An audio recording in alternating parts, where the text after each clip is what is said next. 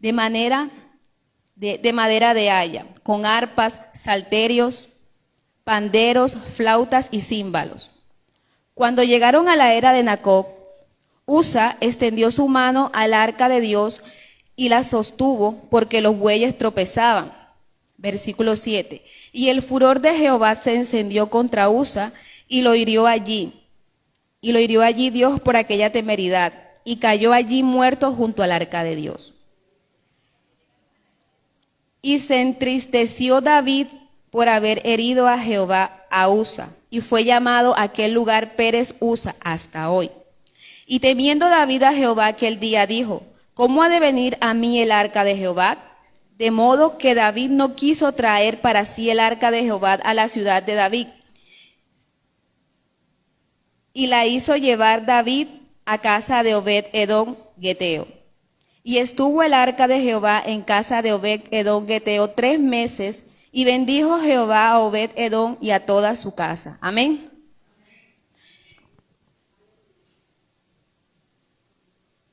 Dice la palabra que el arca, ¿verdad?, estuvo en poder de los filisteos por 70 años. Y cuando David fue rey, él decidió, ¿verdad?, que ese arca regresara nuevamente. Y dice la palabra que David consultó para que ese arca regresara con ellos nuevamente. Y quizás vemos que hasta el momento, o sea, todo se ve bien, ¿verdad? Porque es fácil decir, bueno, ¿por qué Dios actuó de esa manera con Usa?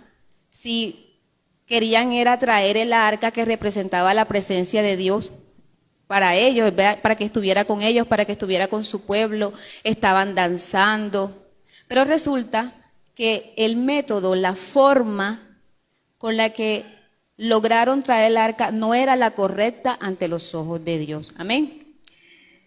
Dice la palabra que cuando leemos este pasaje quizás decimos, no, pero si aquí no estaba pasando nada malo, o sea, todo lo contrario. Ellos querían estar cerca de la presencia de Dios, por eso querían traer el arca. Y muchas veces nosotros, por querer hacer lo bueno, hacemos lo malo. ¿Por qué? Porque eso que hacemos no está bajo el direccionamiento de nuestro Padre Celestial. ¿Por qué digo esto? El primer error, llamémoslo de esta forma, que estuvo este hecho fue la manera en que el arca fue traída. Dice la palabra que pusieron el arca de Dios sobre un carro nuevo y la llevaron de la casa de Abinadab, que estaba en el collado. Usa y Ahí, hijos de Abinadab, guiaban el carro nuevo. Dice que trajeron el arca en un carro nuevo. David, el hombre, ¿verdad? Ese hombre que tenía ese corazón conforme a Dios, pasó por alto el hecho de que no era la forma de traer el arca. Se supone que él debía de saber eso. ¿Y por qué digo esto? Si nos vamos a Números, capítulo 4, versículo del 5 a 6, dice, cuando haya de mudarse el campamento, vendrá Aarón y sus hijos y desarmarán el velo de la tienda y cubrirán con él el arca del testimonio y pondrán sobre ella la cubierta de pieles de tejones y extenderán encima un paño todo de azul y le pondrán sus varas. Primer error, ¿cómo trajo David el arca? En un carro. Y descubierta. Descubierta, porque aquí claramente dice que debería de venir, ¿verdad?, cubierta, porque representa una santidad, una deidad de Dios. Entonces, aunque la intención era buena, el método no fue el correcto, no fue el apropiado. Dice, o sea, cuando yo leía esta palabra, yo decía, quizás sí, David consultó si debía traer el arca, Dios le dijo que sí, pero ¿en qué momento vemos que David nuevamente le pide a Dios la forma o la guía de cómo debe pasar esto? Les voy a colocar un ejemplo. Muchas veces nosotros oramos a Dios para que Dios nos conceda un trabajo, ¿verdad? Pero cuando esa respuesta de Dios es acertada a lo que nosotros deseamos en nuestro corazón, ese exceso de confianza nos hace desobedecer, que fue lo que pasó aquí, ¿verdad? Quizás David en su corazón sentía que el arca debía estar con ellos y consultó con Dios y Dios acertó, dio por coincidencia que acertó, digamos así, que fue la misma respuesta y el direccionamiento que Dios le dijo, está bien. Pero no dice que de pronto David volvió a consultar a Dios para ver si era el método o la forma correcta de hacer llegar el arca a ellos. Amén. Vuelvo y le repito, aunque la intención, ¿verdad?, de traer el arca era buena, el método y la forma no era la correcta. Porque es que, ¿cómo les explico? O sea, por ahí hay un dicho que dice que de la razón no cuenta la intención, pero en este caso la intención sí cuenta. La forma en la que nosotros hacemos las cosas, eso que creemos bueno, correcto, ante nuestros ojos, si no está bajo la cobertura y el amparo de Dios, es malo a la final, porque no contamos con su aprobación. Amén. Y en el versículo 4 del mismo pasaje de segunda de Samuel, capítulo 6, versículo del 1 al 10, me llama la atención que habla de que pusieron el arca de Dios, versículo 4. Y cuando lo llevaban de la casa de Abinadab, que estaba en el collado, con el arca de Dios, Ahío iba delante del arca. Ahío, en lo que estuve consultando, dice en varias partes dice que es una abreviación de pequeño, pero estuve leyendo y una parte decía torbellino. Esta palabra en hebreo a menudo es traducida como tormenta o tempestad, lo que es más correcto y se usa figuradamente para expresar una destrucción rápida y terrible. Así textualmente la encontré. Dice que la palabra torbellino significa tormenta o tempestad. Y al buscar esta palabra en la Biblia, dice que esta palabra aparece aparecen 22 pasajes, 22 versículos de este pasaje. Y la mayoría de los que leí, les voy a leer unos, aparece que efectivamente Dios, ¿verdad?, está ahí, pero en la mayoría de este pasaje se muestra como un enojo, como ira, en la mayoría. Les voy a leer Proverbios, capítulo 1, versículo del 26 al 27. También yo me reiré en vuestra calamidad y me burlaré cuando os viniere lo que teméis. Cuando viniere como una destrucción lo que teméis y vuestra calamidad llegare como un torbellino. Amén. Les voy a leer otro pasaje.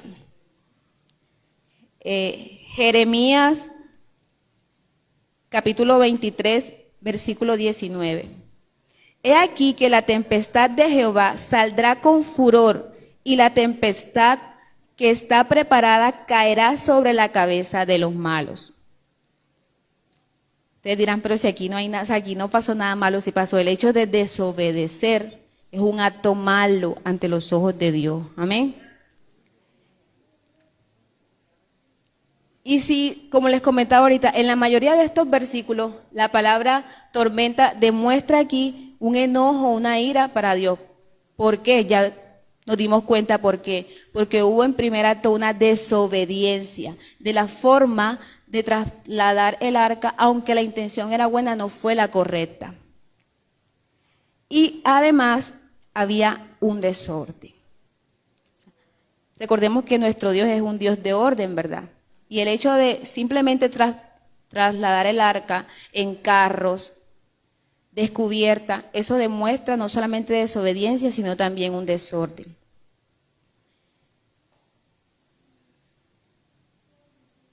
En el versículo 6, habla de que cuando llegaron a la casa, a la era de Nacot, Usa extendió su mano al arca y Dios la sostuvo porque los bueyes tropezaban.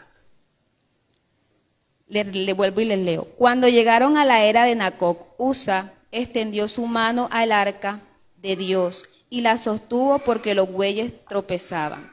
Y el furor de Jehová se encendió contra Uza y lo hirió allí Dios por aquella temeridad. Y cayó allí muerto junto al arca de Dios. Y se entristeció David por haber herido Jehová a Uza y fue llamado a aquel lugar Pérez Uza en este versículo. Como podemos ver, la intención de Uza era buena, porque él vio que los bueyes estaban tropezando y él quiso, ¿verdad?, evitar ese momento. Yo buscar el significado de Uza significa fuerza. Cuando yo leía esto, yo decía, Dios mío, muchas veces nosotros queremos hacer las cosas por nuestro propio medio, por nuestra propia fuerza. ¿Amén? Pero no estamos confiados en que tú estás con nosotros, en que tú vas a estar con nosotros. Ahora, siendo este arca algo tan sagrado, ¿verdad?, Dios no iba a permitir que nada malo le pasaba a eso. Otra cosa también que me puse a pensar es que Uza significa fuerza, ¿verdad? Quizás a veces por sobresalir, a veces queremos hacer algo bien y lo hacemos mal. El significado de Uza como fuerza me da esas dos inclinaciones. El hecho de que queremos hacer las cosas por nuestros propios medios y que a veces por querer sobresalir, por querer, hacemos las cosas mal y estamos desobedeciendo a Dios.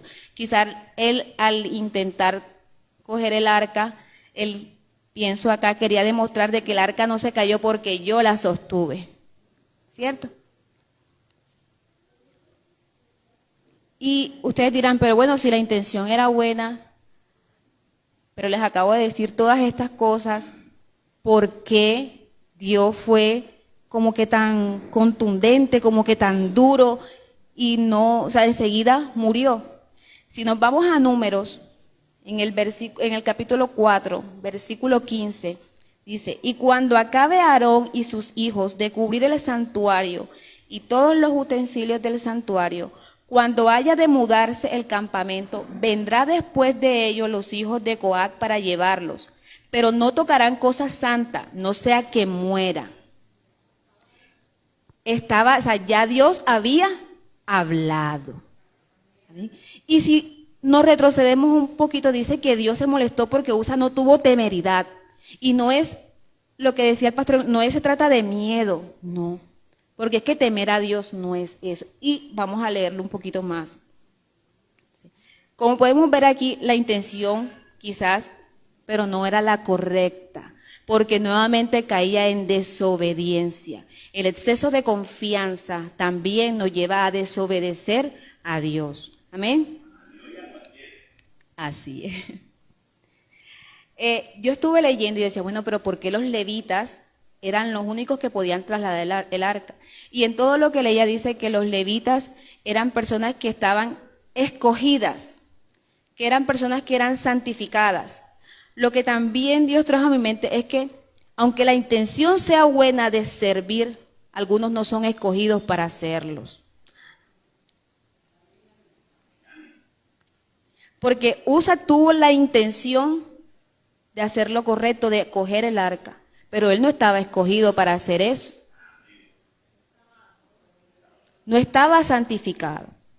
Y cuando leemos santificado no nos referimos, o sea, como decía el pastor esta mañana, ya digamos que esa línea no está así físicamente, pero nosotros sí podemos alcanzar la santidad cuando tenemos una relación estrecha con Dios, cuando le buscamos, cuando es su palabra la que nos confronta, cuando es su palabra la que nos limpia, la que nos cura, la que nos restaura, la que nos sana. Ahí alcanzamos la santidad.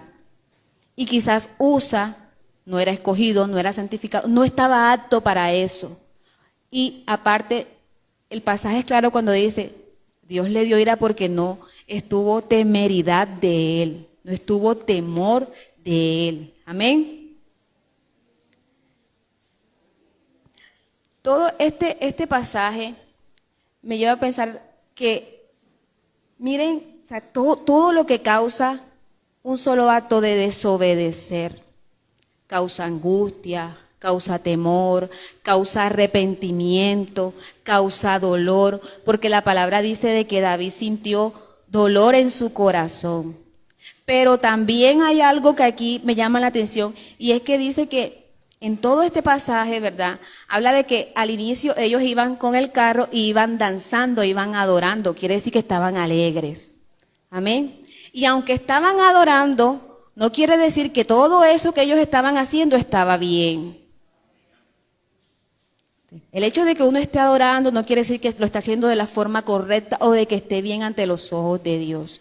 Y aquí vemos que ellos estaban adorando, que ellos estaban alegres, pero también vemos que esa alegría fue una alegría fugaz. Y eso es lo que nosotros conseguimos cuando desobedecemos a Dios. Amén. Quizás obtenemos algo que queremos en el momento, pero es en el momento. Porque como no viene de Dios, no va a permanecer.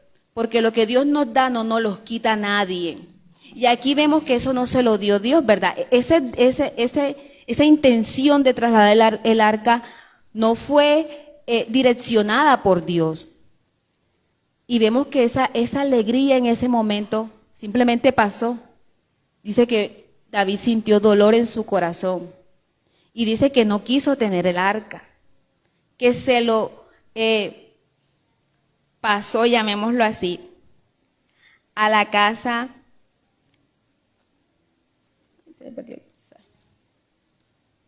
Se lo pasó, dice el versículo del 9 al 11. Y temiendo David a Jehová, aquel día dijo, ¿cómo ha de venir a mí el arca de Jehová? En ese momento yo siento que David dijo, Dios mío, ¿yo qué estoy haciendo? Dios mío, o sea, la manera la forma que él tenía de acercarse a Dios, porque traer el arca era acercarse a Dios, no era la correcta. ¿Verdad? Muchas veces el hecho de que nosotros estemos aquí, nos estamos acercando a Dios, pero quizás no es la correcta. ¿Por qué no es la correcta? Porque cuando salimos de aquí, vamos a la casa, nos colocamos al día de lo que pasó en el barrio. Entonces, ese hecho, ¿verdad? De estar aquí, de acercarnos a Dios, no nos está garantizando de que estamos haciendo la forma correcta o de que estamos haciendo Entonces, Dios nos está diciendo en este momento que no es suficiente, ¿verdad? Hacer lo bueno si eso que estamos haciendo bueno no está bajo su cobertura, bajo su direccionamiento. Amén. Que no es suficiente adorarle a Dios cuando esa adoración no es grata ante los ojos de Dios. Que no es suficiente servirle cuando no lo hacemos con devoción, con amor, con temor, porque temor a Dios es confianza, es amor, es consagración, es adoración, una adoración genuina. Amén. Y todo eso viene producto de la desobediencia, porque creemos que estamos haciendo bien, pero estamos haciendo bien, pero el hecho de que Dios no ha sido el que está guiando todo eso, estamos haciendo mal. Automáticamente ese bien cambia por mal. Y en el mismo capítulo del versículo 6, dice que me adelanto un poquito, dice en el versículo 11, y estuvo el arca de Jehová en casa de Obed Edom Geteo 3 meses, y bendijo Jehová a Obed Edom y a toda su casa. Y yo buscaba, pero ¿por qué Dios bendijo a Obed Edom si también? Porque estuve leyendo y dice que en primer lugar, Obed Edom significa siervo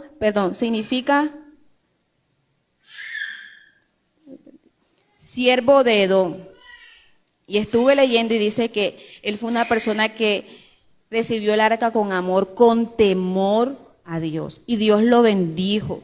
Y en todo lo que leía de él dice que la Biblia nos muestra que él se estableció en el monte de Sión y que fue uno de los principales porteros y guardas del templo. Dios lo bendijo a él, bendijo a su familia, bendijo a su ministerio. Dios lo bendijo en gran manera.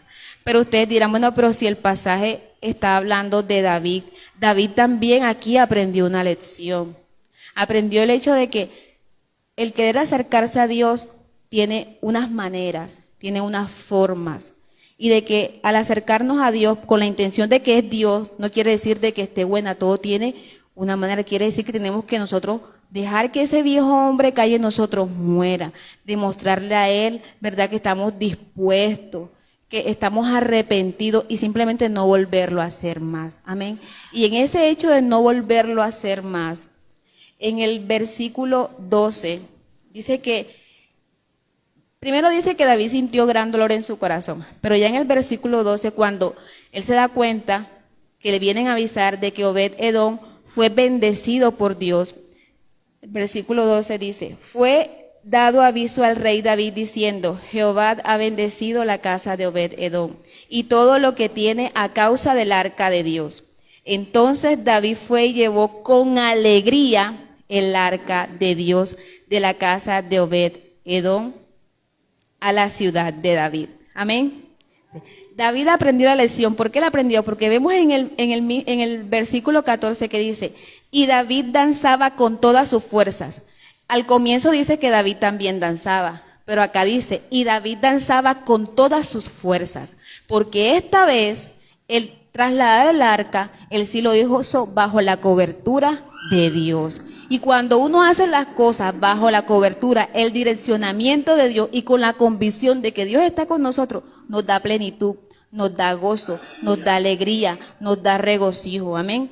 Y por eso es claro en decir en el versículo 14 que David danzaba con toda su fuerza delante de Jehová. Y miren lo que dice, y estaba David vestido con un efod de lino. El pastor nos decía que efod era ese medio por el que Dios hablaba. Quiere decir, pero la palabra efod quiere decir que sí, ahí David estuvo bajo el direccionamiento de Dios. ¿Y por qué David aprendió la lección? Si nos vamos a Primera de Crónicas, capítulo 15.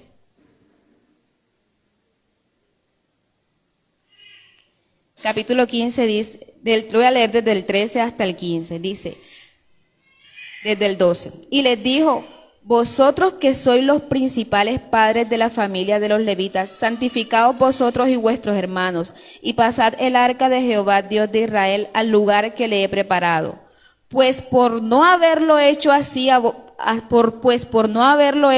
vosotros la primera vez, quiere decir que David entendió que todo lo que haga tiene que ser bajo la cobertura y el direccionamiento de Dios, y que no todo lo que se ve bueno ante nuestros ojos es bueno y grato ante los ojos de Dios. Amén. Dice, pues por no haberlo hecho así, vosotros la primera vez Jehová nuestro Dios nos quebrantó, por cuanto no le buscamos. Quedó claro que la primera vez Dios no estaba ahí direccionando todo eso. No lo buscamos según sus ordenanzas. Quiere decir que cumplir la ley, que obedecer la palabra de Dios, ¿verdad? Estamos obedeciendo la voluntad de Dios. Estamos obedeciendo la voluntad de Dios, pero también estamos bajo su cobertura y estamos buscándolo. Cuando nosotros hacemos lo que dice la palabra, nosotros automáticamente estamos buscando a nuestro Padre Celestial. El versículo 15 dice, y los hijos de los levitas trajeron el arca de Dios puesta sobre sus hombros en las barras, como lo había mandado Moisés conforme a la palabra de Jehová. Amén. Lo que Dios nos quiere decir esta noche a cada uno de los que estamos aquí es que, como dice popularmente por ahí, no todo lo que brilla es oro, no todo lo que nosotros creemos bueno es bueno ante los ojos de Dios. Si eso no lo estamos haciendo conforme a su voluntad, conforme a su palabra, conforme a lo que Él ha ordenado para cada uno de nosotros. Amén. Que no es suficiente con venir aquí a congregarnos si nosotros de corazón no lo buscamos, no cumplimos su palabra. Que no es suficiente adorarlo cuando esa adoración no es genuina. Que no es suficiente servirle cuando no lo hacemos con amor. Amén. Que no es suficiente creernos aquí los escogidos y los elegidos cuando no lo somos, porque es que no estamos edificándonos con su palabra. Amén. Entonces Dios nos está invitando a que todo lo que hagamos, lo hagamos bajo su voluntad, bajo su cobertura, bajo su palabra. Que Él siempre sea que esté guiando nuestra vida, nuestro actuar, nuestro caminar. Y si por ese deseo que nosotros tenemos de algún sueño que Dios nos conceda, coincide con la respuesta que queremos, ese exceso de confianza, al Dios habernos dicho que sí, no nos lleve a desobedecer. Porque como ya nos dijo que sí, entonces no le buscamos para que Él nos siga diciendo cómo vamos a llegar a eso que Él ya nos había hablado. Amén. Entonces, hermanos, yo les invito a que una vez más busquemos a Dios en oración, busquemos a Dios en ayuno. Estamos en ayuno, que sigamos ahí, me incluyo, busquémoslo en ayuno, busquémoslo en palabra, busquémoslo en verdad, que nos deleitemos, que nos gocemos en su presencia. Amén.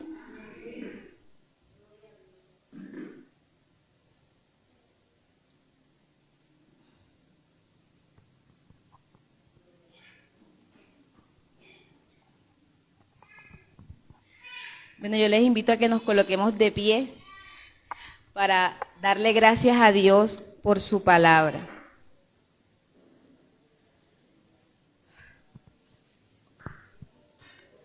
Padre, te damos gracias, Señor, por tu palabra, Dios mío, porque sabemos que no es suficiente con solo congregarnos, sabemos que no es suficiente con solamente orarte, que debemos de buscarte con anhelo, debemos de buscarte con amor, Padre Celestial. Te damos gracias, Dios mío, porque tu palabra, Señor, sé, Padre Celestial, que nos va a edificar. Confío, Señor Jesús, en que tú vas a obrar en nuestras vidas, en que esta palabra, Padre Celestial, va a dar fruto, en que esta palabra, Señor, hoy nos ha confrontado, Padre Celestial, en que siempre seamos obedientes, Padre amado, que seas tú guiándonos, Señor Jesús, que seas tú orientándonos en todo momento, Señor, que entendamos que no es por nuestra fuerza, que todo lo que alcancemos, Señor, viene por tu mano, viene por tu obra, viene por tu amor hacia nosotros, por tu infinita misericordia, Señor, que es nueva cada mañana, como dice tu palabra, Padre Celestial.